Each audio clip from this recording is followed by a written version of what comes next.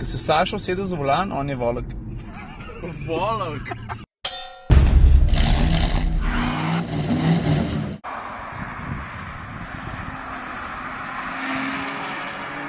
No tako, z najbolj hudobno Panamero smo opravili, zdaj se bomo posvetili pa tele črni pikci. Drugač pa nočeš vedeti, ne, kje stojimo v tem trenutku, pa koliko je lufta dol za past.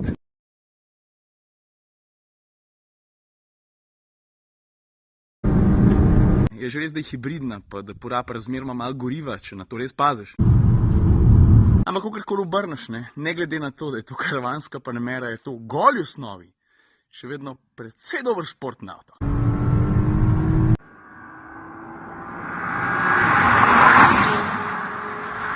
A veš, so se ful trudila, so resetirala potovalca, zato da bi videla, kako malo lahko ta avto porabi, ker obljubljajo veliko, ne. Pa veš, da te ovinki premamijo, ne. Tako da imamo čez 10 minut, koliko? 27. No tako tisti, ki ste kdaj bili na Pagu, pa verjetno veste, kje so zdaj avto parkirala. Ampak to niti ni toliko pomemben kot to, da jaz zdaj predstavim bistvo te Panamere. In to je valjda ta zadnji del, ampak veš, ni fora samo v tem, da zdaj lahko rečemo, da ima Panamera eno tako izvedbo, ki je zelo podobna karavanu.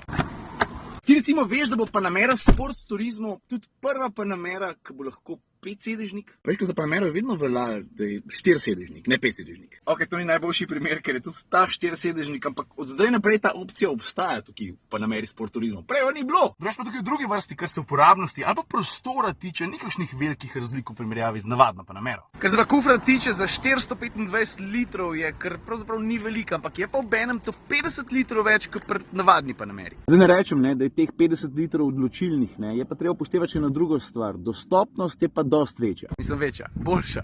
Namreč pri Panameri Sport Turismo je tale nakladalni rob za 14 cm nižji kot pri navadni Panameri. To se pa fejst pozna. Glej, takole izgleda vse skupaj. Tukaj noter je pa valjda kabel. Ampak tukaj sem rekel, da je lahko prvič 5-sedežnik. To je treba tako razumeti, ne. 4+1, ker sedež na sredini, ni zdaj tak. Drugač pa detalj, ki je bil meni najbolj všeč, Panamera Sport Turismo je prvo avto svojega segmenta, ki ima v spoilerju spoiler. Zdaj v osnovi se tale spoiler tiltne za eno dobro stopinjo, kar ni ful veliko. Ampak to, da je nekaj dodatnega downforce, ampak če pa ti odpreš šibeda, pa se pa nadhitrostni 90 km/h za boljši airflow, prav Saša, zadeva nagne oziroma tiltne za 26 stopinj. To je pa že ful. Prilagodljiva aerodinamika, pravijo pri Porscheju temu. Veš, takole izgleda pa upravljalna konzola v drugi vrsti. V tem trenutku recimo lahko zbiram, kakšno vrste masaže hočem, recimo šiacu. Je pa še nekaj drugega reške. Pa pič, ko se Saša usede za volan, on je volek. Volek? On je velik 1,95 m, pol je prostora za nogice tukaj kar enkrat malo premal. Vidiš, ok lufta? Veš, kaj sem se zdaj spomnil? Jaz sem v Panameri pravzaprav zelo veliko povedal že v vlogu 232. Mislim, če koga zanima. No evo, zdaj pa kruzava na štrom. Slišiš to? Mislim, nič ne slišiš. Pravila, rad bi, da mama se ne bi jezdila. Pridna. Zdaj pa ti meni povej, ni najlepš, kad ti lastno otrok zapoje pesenco, ki se jo na pamet naučil. To je nekaj najlepšega. Ej, ali znate šta sad će doći 180 auta za minut, zakreće se cijela ulica.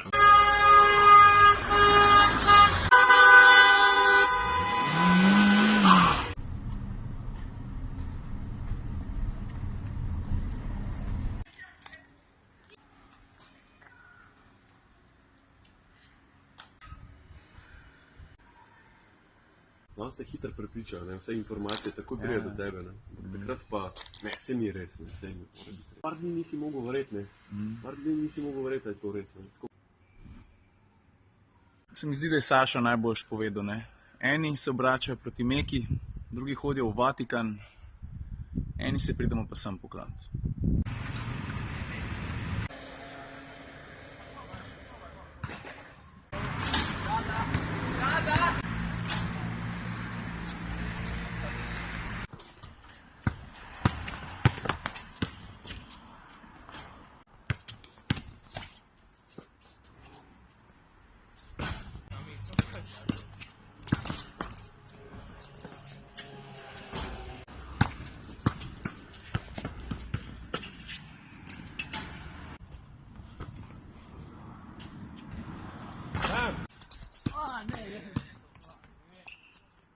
No pa je bila ena zmaga. Šla je zdražena, komu pa drugim. We took the rookies to school.